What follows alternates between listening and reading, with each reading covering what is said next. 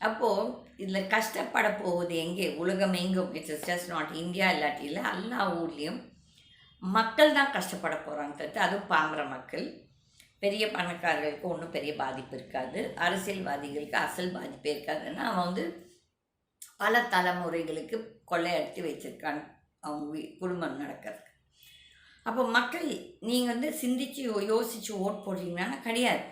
அந்த கடைசி நேரத்தில் எந்த கட்சி வந்து உங்களுக்கு 2000 5000 கொடுக்குதோ அவங்களுக்கு நீங்கள் போய் ஓட்டை போடுறீங்க. இதுவும் பெரிய தவறு.